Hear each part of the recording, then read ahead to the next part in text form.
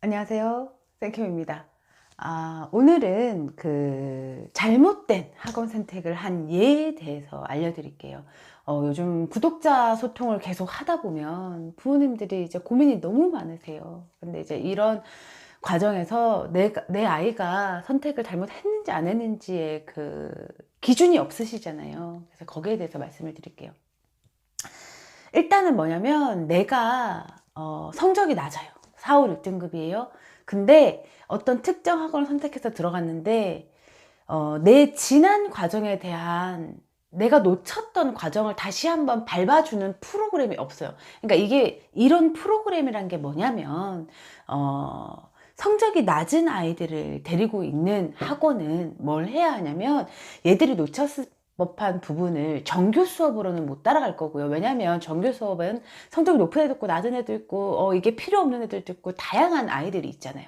그러니까 정규 수업은 정규 수업대로 이렇게 쭉 나가야 하고 이 아이들이 놓쳤던 어떤 특정 파트를 프로그램, 그러니까 이 수업만 따로 나갈 수 있는 어떤 프로그램을 가지고 있어야 하는 거예요. 근데 이 아이가 이런 프로그램 없이 고3의 과정을 수업을 쭉 듣다 보니 막막한 거죠. 답답한 거고. 그러니까 학생들도 알아야 되는 게 뭐냐면 내가 지금 막막함과 답답한 상황을 학원이 캐치하지 못한다면, 그러니까 내 이 막막함과 답답함을 어디 가서 풀 곳이 없다면 그 학원은 내 아이에게 맞지 않는 거예요. 왜냐면 내가 필요한 부분을 채워야지 성적이 나올 수 있거든요. 근데 이렇게 내가 막막해하는 답답한 부분을 긁어줄 수 없는 학원이라면 최대 문제점이 뭐냐면 이 아이가 막막하고 답답한 상황이 계속 반복되다 보면 포기를 합니다. 그러니까 전 영상에서도 말씀드렸듯이 포기가 나중에 이루어지는 게 아니에요. 이미 3, 4월에 포기해버리는 거예요. 근데 포기하고 나서도 본인 스스로는 그냥 너무 못하겠다, 답답하다 이러면서 시간을 보내고 있는데 결국 그게 포기인 거예요. 근데 포기를 해도 사실 아이들이 부모님에게 엄마 나 재수 안 할래, 나 그냥 돈 벌래 이런 말을 못 해요.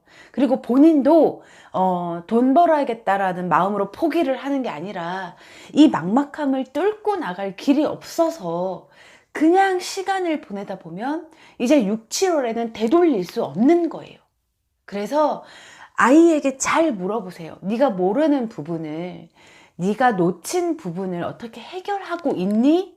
이걸 꼭 물어보세요. 그리고 두 번째가 뭐냐면 나는 수능에서 4등급을 맞았어요. 근데 나는 1등급인 거예요. 이게 뭐냐면 내가 옛날에 공부를 잘했건 뭐 중학교 때 잘했건 1학년 때 잘했건 어쨌건 고3 모의고사에서는 뭐 3, 4, 4, 5를 왔다 갔다 하는 아이였는데 그러니까 반대입니다. 정정할게요. 고3 모의고사에서 수학의 1을 한번 받아본 적이 있는 거예요. 한두 번쯤 있고 수능 가서는 4가 나왔어요. 그럼 제가 늘 말씀드리지만 이 아이는 4인 거거든요. 근데 그러니까 이 아이들 중에 나는 1, 2를 운으로 맞았어, 4등급이 내 실력이라를 인지하는 아이가 있는 반면에 어쩌다 한번 1, 2를 맞아놓고 나는 1, 2인 거야. 그러니까 나는 1등급인 거야. 우월한 거죠. 그러니까 나는 공부 못하는 아이가 아니야, 스스로. 근데 수능 보면 4등급이야.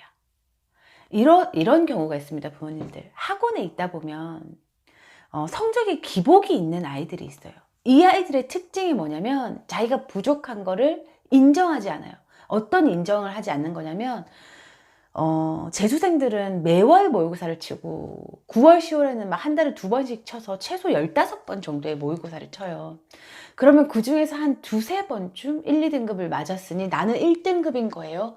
그러다 보니 이 문제를, 그러니까 예를 들어서 수박이 그냥 딱 봐서 수박이라는 건 알지만 이 수박이 호박이랑 차이점이 뭔지, 수박엔 줄무늬가 있네, 수박을 열어보니 수박 속은 빨갛네, 그리고 수박 씨는 까마네. 그러니까 호박과 다른 점, 호박은 속이 하얗고 씨는 흰데 호박과 수박의 명확한 차이점을 아는 게 아니라 그냥 다르다는 것만 알고 있는 1등급들 수능 가서 무너지죠. 왜냐면 수능은 문제들이 듣도 보도 못한 문제들이 나오잖아요. 신유형들이 최소 두세 문제 이상은 나오고 이럴 경우에 무너지죠. 그래서 내가 수학이 4등급으로 떨어지는 건데 자만하는 아이들이죠. 내가 1등급이라고 인지하고 이 아이들의 또 문제점은 뭐냐면 이 아이들은 내가 다 아는 거예요. 그래서 사실은 깊이 있게 모르고 왜 그러는지 모르는데도 주변의 친구에게 창피해서 그 선생님의 창피해서 그냥 아는 척을 해버려요. 이거 알아요. 나 안 들어도 돼. 그러면 수능 가서 또 4등급 나옵니다, 여러분. 정신 차려야 됩니다. 중요한 거는 내가 1등급인 아이인 척 하는 게 아니라 진정한 1등급이 되는 거예요. 그러니까 재수학원에도 있다 보면 진짜 올 1을 찍는 아이들은 15번 수능 중에 한두 번을 빼고는 다 1을 찍어요. 이런 아이들이 결국 수능에 가서 서울대를 가고 의대, 치대를 가고 한의대를 가죠. 근데 이 아이들의 특징이 뭐냐면 사실은 올 1등급 찍는 아이가 웬만한 잘 나가는 스타 강사보다 더 많은 걸 알고 있을 거거든요. 왜냐면 현역이잖아요, 현역. 실제로 문제를 매일매일 풀고 공부하는 현역. 강사들과의 차이점이 있죠, 분명히. 그럼에도 불구하고 이 아이들은 못 가르치는 강사가 와도 학원에도 보면 각 과목을 별로 선생님들이 5명씩 있다 치면 그 중에 아주 잘 가르치는 사람도 있지만 진짜 그냥 그런 사람들도 있어요. 아이들의 강의 평가를 하다 보면. 근데 이 올 1등급들은 그냥 그런 강사의 수업에도 최선을 다하죠. 절대 수업을 빠지거나 하지 않아요. 근데 학원을 잘못 선택한 1등급들. 그러니까 나는 6월, 9월에 1등급을 맞았어. 그래서 6월, 9월 성적으로 상위권 학원을 갈 수 있어. 근데 거기 가면 웬만한 4, 5들은 없다고 생각하시면 돼요. 웬만한 걸 다 아는 아이들이 들어가 있어. 나도 그 중에 일원이야. 그러니 내가 모르는 거를 모른다고 표현하지 않고 내가 수능에 4등급을 맞았다 하더라도 그거는 실수라고 치부해버리는 거죠. 막상 그 학생에게 필요한 건 뭐냐면 내가 어디서부터 부족한지 어디를 채워야 하는지를 알려줄 학원이고 알려줄 강사거든요. 그래서 여러분들 지금 6월, 9월 성적으로 상위권 학원을 선택한 학생과 학부모님들 중에 이런 걸 캐치하신 분들도 있고요. 아예 캐치를 못하고 계신 분들도 분명히 있을 거예요.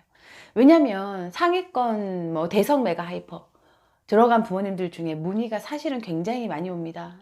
이러이러해서 이렇게 들어갔는데 근데 내 아이가 이렇게 하고 있어요. 근데 그런 문의를 주시는 10명 중에 9명이 수능 성적은 3, 4등급인데 6월은 1, 2등급인 경우. 진짜 애매한 경우죠. 그래서 웬만하면 저는 한 번 들어간 학원 이동은 권하지 않아요. 근데 내 아이의 상황이 수업을 못 알아듣겠다라기보다는 그러니까 이런 거 있어요. 아이가 상위권 대학에서 상위권 학원에서 나오기가 쉽지 않아요. 왜냐면 내게 필요한 게 이게 아니구나를 깨닫는다 하더라도 실행에 옮길 용기가 필요한 거죠. 그러니까 나는 서울대 다녀, 연구대 다녀, 이런 자부심이 대학생들에게 있듯이 재수 학원에도 나는 하이퍼 다녀? 나는 메가 다녀? 이런 자부심이 있어요. 그걸 버리고 싶지 않은 거죠. 근데 그거를 지키기 위해서 수박 겉핥기를 계속하고 있으면 내년에 스카이 못 갑니다. 내년에 원하는 대학 못 갈 거예요. 그러니 지금 이미 학원을 선택했다고 하더라도 나와 맞지 않다고 생각된다면 분명히 방향을 틀어야 합니다. 부모님도 마찬가지예요. 늘 제가 말씀드리지만 강사 좋고 시설 좋고 시스템 좋은 곳은 없습니다. 물 좋고 정자 좋은 곳 없는 거죠. 똑같은 거예요. 그러니 내 아이에게 필요한 뭔가를 꼭 찾으세요.